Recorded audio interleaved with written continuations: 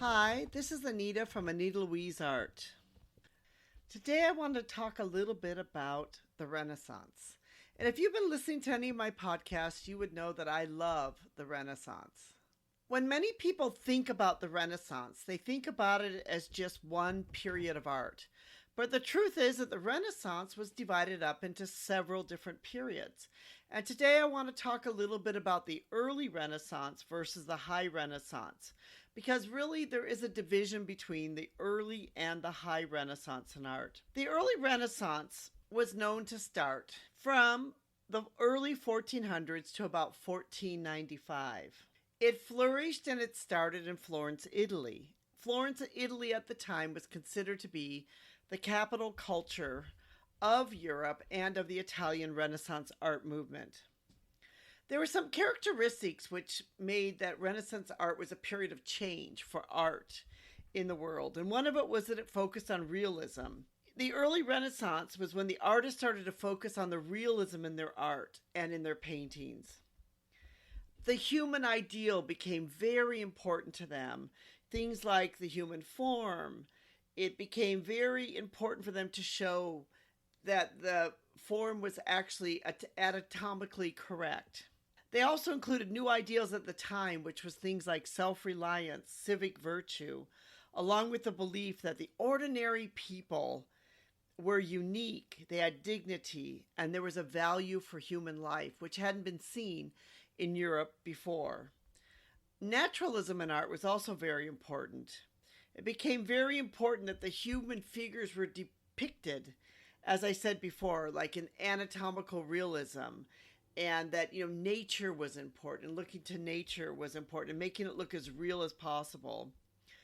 There was also during this time was a fascination with Greek and Rome.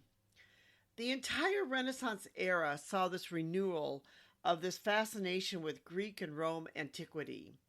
And what's very interesting too is that during this time, as Rome was expanding and they started, digging buildings, and they would maybe unearth a statue or there would be some type of Roman or Greek artifact would be unearthed. And so there was this real fascination with this that was happening during this time. Illusionist techniques were also implied. Art was no longer just 2D. Art became like 3D. There was dimension to it where you felt like you were walking into a painting, where you could see the depth of the room, you could see the depth of the painting. And the linear perspective was also very important. For Renaissance artists, it became very important for them to make sure that it was the mathematics and geometry was used and make sure that the linear perspective was correct. And color contrast also became very important. So all of these things actually were important throughout the entire Renaissance, but they started in the early Renaissance and they continued on into what became known as the High Renaissance. The High Renaissance is also a different type of art, and it's art that flourished for about 35 years, from about 1490s to about 1526. But the High Renaissance is unique because it really towered around three individuals or three artists that are kind of considered the trinity of the Renaissance artists. They were Leonardo da Vinci, Michelangelo, and Raphael. So when we talk about the High Renaissance, you really need to talk about those three artists. Because of them, the High Renaissance is important. Leonardo da Vinci, it was really considered to be the ultimate Renaissance man. He was a genius who spent his days in study of all these different types of things. He would study everything from medicine to science to inventions.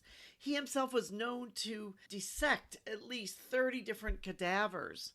And he would draw it and he'd write it down in his notebook. So he really produced very little art and was more of known to be a scientist, an architect, an inventor. Michelangelo, too, was a creative genius who was not afraid to take on vast projects. His statue from the David to the Sistine Chapel, were really these huge projects that he took on, and he was not afraid to do it and to use his genius. Raphael was also considered to be an artistic genius, and he created works that were perfectly expressed the classical spirit of harmony, beauty, and the serene.